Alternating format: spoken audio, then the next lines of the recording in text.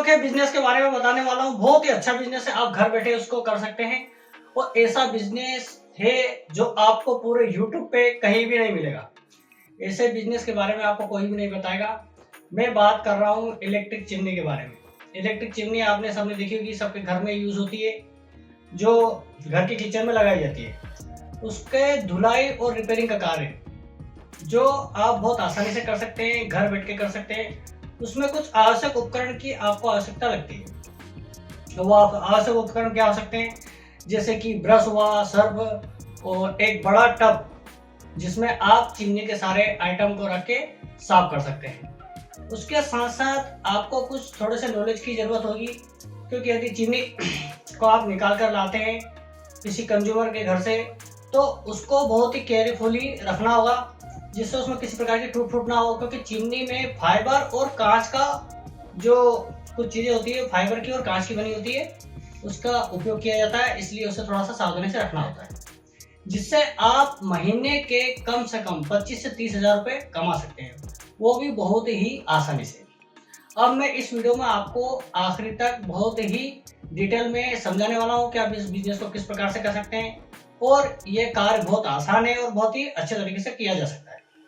यदि आपका शहर है और कुछ रिच लोग वहां पर रहते हैं, तो आप इस बिजनेस को बहुत ही आसानी से कर सकते हैं। अब इसमें आपको उपभोक्ता से किस प्रकार से संपर्क कर सकते हैं, इसके बारे में मैं आपको डिटेल में इस वीडियो में बताने वाला हूं। तो आप बने रहे मेरे वीडियो में लास्ट तक। और मैं वीडियो के लास्ट में एक चीज बहुत ही आपको जबरदस्त बताने वाला हूं, जिससे आप महीने के 20 से 25 हजार रुपया आसानी से घर बैठे कमा सकते हैं। रिपेयरिंग का जो कार्य होता है वो बहुत ही अच्छा कार्य है, उसको आप घर बैठ के कर सकते हैं। इसमें ज्यादा उपकरण की आवश्यकता नहीं होगी। आपको सिर्फ एक बड़ा टब खरीदना है और उस टब के अंदर सारे जो भी चिमनी के इक्विपमेंट होते हैं उनको निकाल के रात को मतलब एक दिन पहले रात को आपको उस टब के अंदर सर्फ घोल के उसके अंदर डाल देना है। और सर्फ में कुछ थोड़ा सा आप एसिड भी मिला सकते हैं, और जो फूटने टूटने वाले जो उपकरण है उसको थोड़ा सा अलग कर दें, जैसे कि कांच के उपकरण हुए या फाइबर के उपकरण है, और उसकी जो इलेक्ट्रिक मोटर है उसको भी अलग कर दें, क्योंकि यदि इसके अंदर पानी घुस जाता है तो मोटर खराब हो सकती है। तो पहले तो ये आपको सावधानी रखना है। और उसके बाद सुबह आपको उसको निकाल के ब्रश के माध्यम से थोड़ा सा साफ सुफ कर लेना है, बिल्कुल साफ, और उसको चकाचक कर देना है, जिससे कि उपभोक्ता को लगे कि ये चिमनी बिल्कुल नई है। और इसका जो चार्ज है वो आप उपभोक्ता से अलग अलग कर सकते हैं। यदि आप चिमनी लेकर आए और उसमें किसी प्रकार की खराबी है, यदि उसके अंदर जो मोटर लगी हुई है वो किसी प्रकार से खराब है, तो उसको सुधारने का चार्ज आप अलग से लगा सकते हैं, और उसके निकालने का और इंस्टॉलेशन का चार्ज आप अलग से ले सकते हैं। और उसके बाद जो आपका ट्रेवल का जो भी खर्चे है वो भी आप उसी खर्च में इंक्लूड कर लें। अब आती है बात कि आप उपभोक्ता से किस प्रकार से संपर्क करेंगे। तो सबसे पहले तो ये है कि आपको किसी ऐसे परिचित या रिश्तेदार या दोस्तों से संपर्क करना है जो इलेक्ट्रिशियन से संबंधित कार्य करते हैं, या एसी सुधार का कार्य करते हैं, या आरओ का सुधार का कार्य करते हैं। इस प्रकार के जो भी आपके परिचित है, दोस्त हैं, उनसे आप संपर्क करें और उनके माध्यम से आप उपभोक्ता से जुड़ सकते हैं। क्योंकि जिनके घर में एसी लगी है, तो ऑब्वियसली जिनके घर में एसी लगी है तो वो बड़े रिच लोग होते हैं, जिनके पास इलेक्ट्रिक चिमनी तो उनके किचन में लगी होती है। तो इस प्रकार के दोस्तों के माध्यम से ये है कि यदि आप डायरेक्टली किसी ऑफिस में जाकर विजिट कर सकते हैं और अपना कार्ड दे सकते हैं। प्राइवेट कंपनी के ऑफिस हुए, गवर्नमेंट कंपनी के ऑफिस हुए, उनमें आप जा सकते हैं और विजिटिंग कर सकते हैं और अपना कार्य से लोगों को बता सकते हैं कि हम इस प्रकार का कार्य करते हैं, चिमनी धुलाई का कार्य, चिमनी रिपेयरिंग का कार्य।